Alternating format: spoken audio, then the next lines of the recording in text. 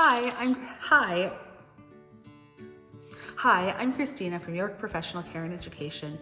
I'm a nature educator and camp director, and today I'm here to talk to you about the water knot.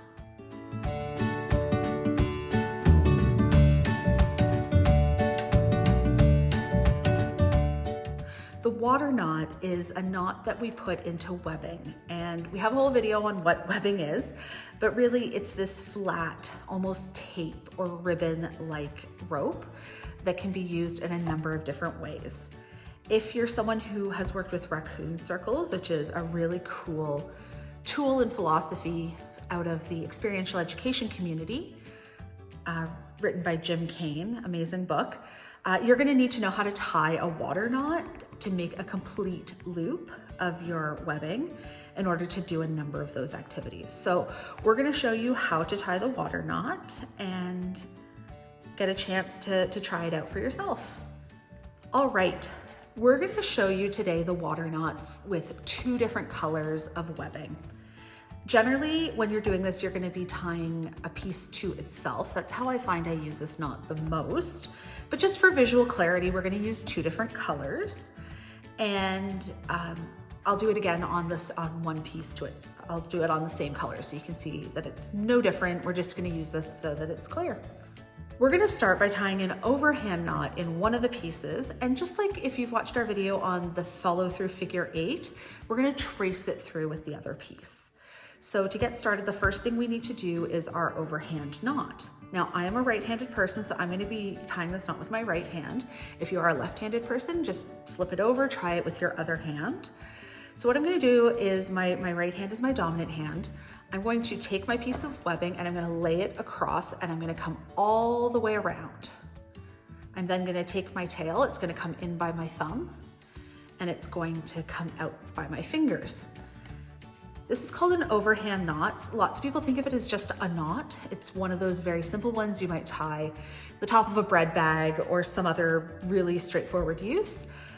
So again, I'm just to show you that again, I'm gonna lay it across my palm.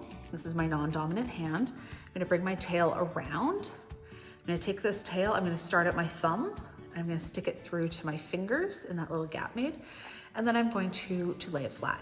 This is where we're dressing our knot. If you've watched other videos with me, you know I'm a big fan of getting my knots all nice and dressed. I find that it makes it so much easier for me to make them look right, make them easy to untie and easy to identify. So now that we've made our first overhand knot, we're gonna make sure it's nice and loose. Although it's all laid flat and appropriately, we're gonna make it loose because what we're about to do is follow through. So I find that I like it more. So we're gonna take our next piece. I find rather than immediately trying to trace the inside, I'm gonna flip this knot over. And so what I'm seeing is that the tail end is coming under right away, and then I see the stripe, the dotted over there. So what I'm gonna do is, a lot of these pieces of webbing have dotted and non-dotted sides. So what I'm gonna do is I'm gonna put non-dotted to non-dotted. So I'm just gonna slide it along, I'm gonna tuck it under. Pull through a fair bit, because this knot is actually bigger than it looks. I'm gonna flip it back over. Now I see if I'm gonna match my non-dotted side to more non-dotted, I need to bend this around the front.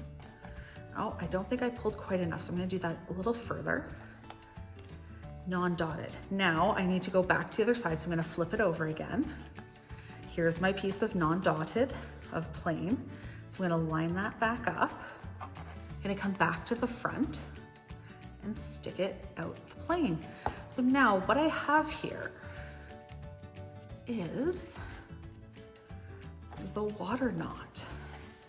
You're seeing my non-dotted sides are touching and it's quite tight. So to review that again, I'm just gonna untie this. This is a very easy to untie knot. We do have a whole video on untying knots if you're having trouble with that. I find generally getting knots out is fairly straightforward. So again, we're gonna start with to do this, just to see it again, we're gonna do an overhand knot. We're gonna stick our tail through.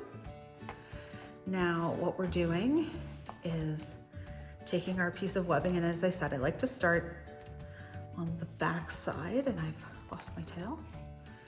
All right, so I'm gonna start plain side to plain side. I'm gonna put it through, and like I said, you need to put more through than you think. If you find you're halfway through and you've run out, just pause, feed a little bit more through, and come back out. So now there we go. We have done the water knot. And this again, make it nice and dressed. So we're gonna pull it nice and tight, make sure everything's laying flat. And you'll know you've done it right when you see everything's laying flat and smooth. So that is the water knot.